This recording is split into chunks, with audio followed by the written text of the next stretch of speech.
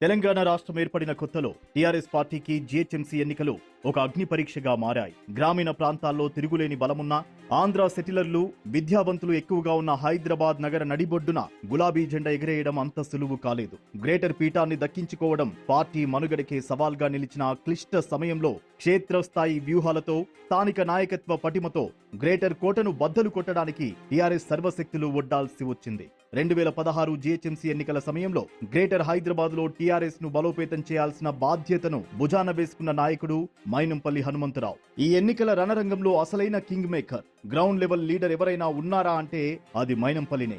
ఆ సమయంలో అప్పటి అధికార పార్టీ వర్కింగ్ ప్రెసిడెంట్ కేటీఆర్ పాత్ర కేవలం నామమాత్రమే.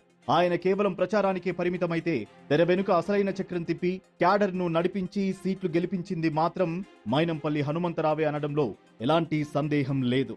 ఇక గల్లీ స్థాయి నాయకుడిగా ప్రారంభమైన మైనంపల్లి హనుమంతరావు రాజకీయ ప్రస్థానం క్రమంగా ప్రజల ఆదరణ, నిరంతర పోరాటంతో రాష్ట్ర స్థాయి నాయకుడిగా ఎదిగేలా చేసింది. 1998లో టీడీపీలో చేరిన ఆయన పార్టీలో గ్రౌండ్ లెవెల్ నుండి చురుకైన నాయకుడిగా ఎదిగారు. ఆయన నాయకత్వ పటిమను గుర్తించిన పార్టీ నాయకత్వం ఉమ్మడి మెదక్ జిల్లా తెలుగుదేశం పార్టీ అధ్యక్షుడిగా ఆయనకు బాధ్యతలు అప్పగించింది. దాదాపు 8 ఏళ్ల పాటు ఆ పదవిలో ఉంటూ జిల్లాలో పార్టీని బలోపేతం చేశారు. రాజకీయాల్లోకి వచ్చిన 10 ఏళ్లకు అంటే 2008 ఉప ఎన్నికల్లో రామాయంపేట నియోజకవర్గం నుండి టీడీపీ అభ్యర్థిగా పోటీ చేసి తొలిసారి ఎమ్మెల్యేగా గెలుపొందారు. ఆ తర్వాత 2009లో మెదక్ నుండి ఎమ్మెల్యేగా, 2017లో ఎమ్మెల్సీగా, 2018లో మల్కాజ్గిరి ఎమ్మెల్యేగా గెలిచారు. రాజకీయాల్లో ఆయనకు పూల పాన్పు ఏమీ లభించలేదు.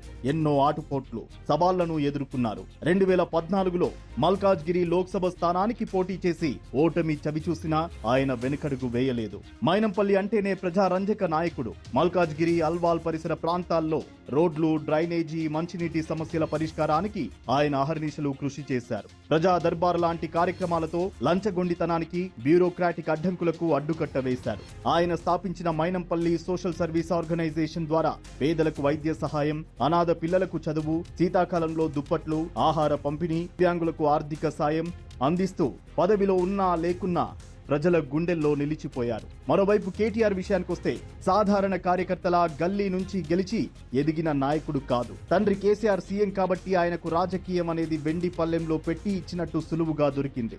మైనంపల్లిలా క్షేత్రస్థాయిలో కష్టపడి పైకి వచ్చిన చరిత్ర కేటీఆర్ కు లేదు. పైగా అధికార గర్వంతో ప్రజలను, విపక్షాలను ఎన్నోసార్లు విమర్శిస్తూ చీదరించుకున్న సందర్భాలు చూశాం.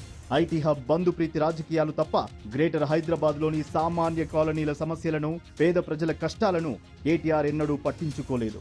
క్షేత్రస్థాయిలో ప్రజలతో మమేకమైంది మైనంపల్లి అయితే హైటెక్ షోరూం రాజకీయాలు చేసింది మాత్రం కేటీఆర్ అన్నది నగ్న సత్యం.